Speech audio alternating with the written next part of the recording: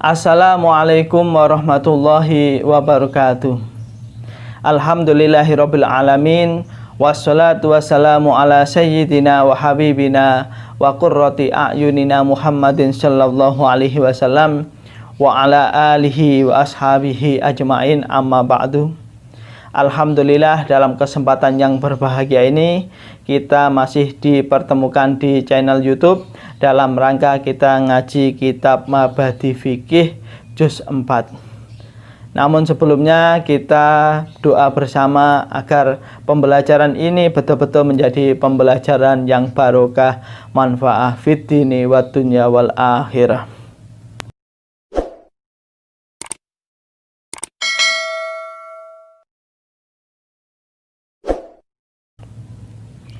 Bismillahirrahmanirrahim.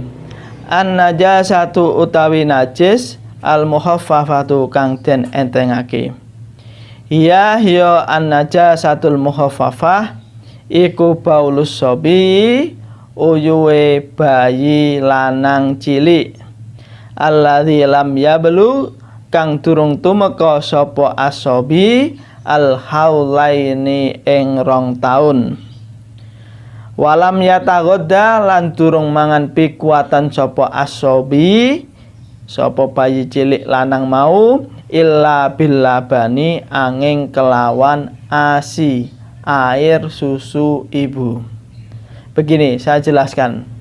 Yang dimaksud dengan najis muhaffafah yaitu air kencingnya bayi laki-laki yang belum berumur 2 tahun dan dia belum makan sesuatu yang mengenyangkan kecuali hanya ASI saja.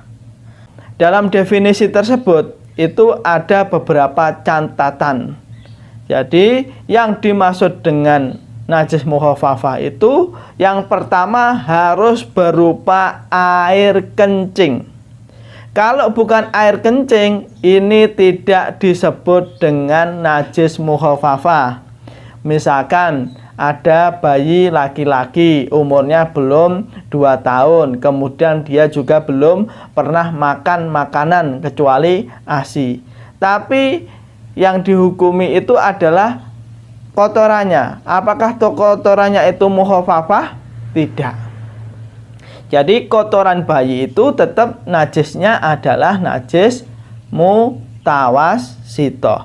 Sedangkan yang di bab sini yang dimaksud dengan muhaffafah itu adalah hanya air kencingnya bayi laki-laki yang telah memenuhi syarat tadi ya. Maka juga mengecualikan kalau hukum dari darah. Misalkan ada bayi terluka tangannya, keluar darah.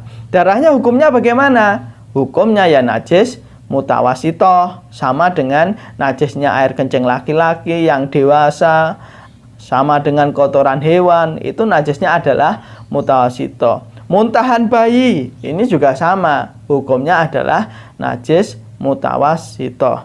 Jadi catatan yang pertama, yang disebut najis muhaffafah itu adalah dari air kencing. Kemudian catatan yang kedua, yang dimaksud dengan najis muhaffafah itu harus dari air kencingnya bayi laki-laki.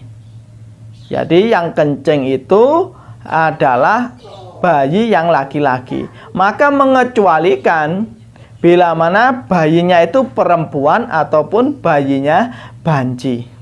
Bila bayinya itu perempuan, najisnya apa? Najisnya ya najis mutawassithah. Kalau yang keluar kencing itu dari banci, banci itu apa? Banci itu adalah bayi yang mempunyai 2 alat kelamin.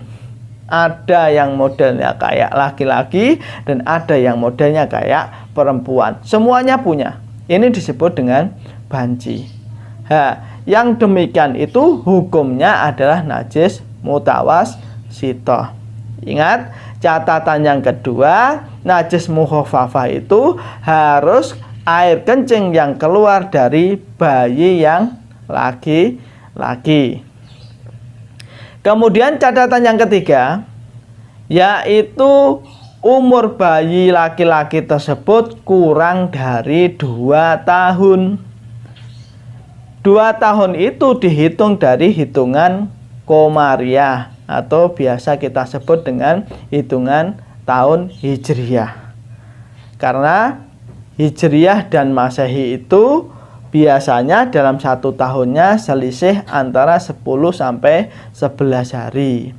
Kenapa kok bisa demikian? Iya, karena memang tahun Hijriyah itu kalau tidak 29 hari, dalam 1 bulannya pasti 30 hari. Kalau sekarang sudah tanggal 30, besok dipastikan tanggal 1. Berbeda dengan tahun Masehi. Kalau tahun Masehi kan bisa jadi itu 29, bisa jadi itu 30, bisa jadi tanggal 31. Kalau sekarang sudah tanggal 31, dipastikan besok tanggal 1. Kalau sekarang tanggal 30, belum tentu. Besok itu bisa tanggal 31, besok itu bisa tanggal 1. Jadi perbedaannya di situ. Maka dalam hitungan 1 tahunnya itu biasanya selisih antara 10 sampai 11 hari. Begitu ya. Kemudian berikutnya akan menjelaskan bagaimana cara mensucikan najis mukhafafah. Kita baca maknanya dulu. Bismillahirrahmanirrahim. Wa tadhuru lan bisa suci apa najis mukhafafah. Bisa suci birosi mahaliha kelawan nyirati panggonane najasatul mukhafafah bil ma'i kelawan banyu. Lah, mudahnya najis mukhafafah itu dibandingkan dengan najis yang lain. Karena najis mukhafafah itu misalkan ada bayi kencing di tempat itu, cukup disucikan dengan ambil air kita percikkan saja. Ini sudah suci. Kalau najis yang lain yang kencing itu anak SMA. Nah, cara mensucikannya harus dihilangkan kencingnya dulu baru kita siram dengan air. Ini jauh berbeda. Kalau najis mukhafafah ringan, cukup kita percikkan saja, ini sudah menjadi suci. Apakah ada dalilnya? Ada. Ini dalilnya dari sabda Nabi liqaulihi sallallahu alaihi wasallam, krana dawuh Kanjeng Nabi Muhammad sallallahu alaihi wasallam. Nabi pernah bersabda, yusalu min baulil jariyati wa yurasu min baulil hulami. Yusalu den wasuh apa min baulil jariyati uyuwe wadon cilik, wa yurasulan dan sirati apa min baulil hulami uyuwe bocah lanang cilik. Nabi pernah bersabda, untuk air kencing bayi perempuan itu cara mensucikannya dengan disiram sampai najisnya hilang. Sedangkan untuk air kencing dari bayi laki-laki cukup dipercikkan air saja. Nah, hadis ini sebetulnya berawal dari hadis yang lengkap bahwasanya ada seorang perempuan namanya Ummu Qorin. Ini beliaunya menggendong anak kecil laki-laki. Kemudian ketika dekat dengan Nabi, anak kecil ini digendong ganti oleh beliau Nabi. Jadi yang gendong ganti beliau Nabi. Di pangkuan Nabi tersebut anak kecil itu kencing. Maka Nabi bersabda seperti ini, yusaulu min baulil jariyati wa yurasu min baulil hulami. Jadi mudah saja cara membersihkannya. Untuk anak laki-laki cukup dipercikkan dengan air saja. Amma sobiyatu, anapun utawi bocah wadon cilik wal hunsalan banci iku fayajibu mongko wajib apa hoslu baulaihima masuwi uyuh lorone sobiyah wal khunsa. Lah, hukum najis mukhafafah yang tadi hanya diperuntukkan bagi bayi yang laki-laki saja.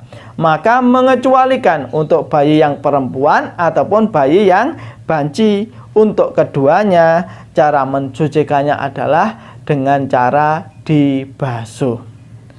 Kemudian kalau kita mau melihat di kitab-kitab yang lebih besar, kenapa kok dibedakan antara air kencing laki-laki dan air kencing perempuan? Bisa kita lihat dalam Fiqhul Islami ataupun dalam kitab Bajuri itu dikatakan, jadi diantaranya kenapa kok berbeda? Karena menurut penelitian bahwa air kencing perempuan itu lebih pekat, kemudian warnanya lebih kuning, baunya itu lebih pesing. Maka wajar kalau perempuan itu tidak cukup air kencingnya itu disucikan dengan cara dipercikkan. Karena air kencing perempuan itu lebih kuat baunya, lebih kuat warnanya, dan pokoknya lebih kuat segalanya. Baunya lebih pesing begitu ya. Kemudian juga ada alasan yang lain, karena biasanya kalau perempuan itu kalau kencing itu menyebar kemana-mana. Berbeda dengan air kencing laki-laki. Kalau air kencing laki-laki kan begini, jadi najisnya ngumpul. Tapi kalau perempuan kemana-mana tercecer, maka sulit untuk mensucikannya. Maka tidak ada hukum yang meringankan untuk najisnya air kencing perempuan. Ada alasan yang unik lagi yang disampaikan oleh para ulama. Di antaranya begini, kenapa kok berbeda hukum air kencing antara laki-laki dan air kencing perempuan? Ini ada yang mengalasi karena asal pencetakan manusia yang berjenis kelamin laki-laki dan manusia yang berjenis kelamin perempuan itu tidak sama. Loh, kok bisa? Iya. Ya, karena manusia laki-laki yang pertama kali adalah Nabi Adam. Betul kan? Manusia yang pertama adalah Nabi Adam. Nabi Adam tercipta dari mana? Nabi Adam tercipta dari tanah. Tanah itu suci dan mensucikan. Terbukti tanah itu bisa dibuat untuk tayamum. Sedangkan manusia pertama kali yang berjenis kelamin perempuan adalah Siti Hawa. Siti Hawa terbuat dari apa? Siti Hawa itu terbuat dari apa? Terbuat dari tulang rusuknya Nabi Adam, yang berarti terbuat dari daging ataupun terbuat dari darah, yang mana hukum darah itu adalah najis. Jadi wajar kenapa kok berbeda, karena ada alasan-alasan seperti yang telah saya jelaskan tadi.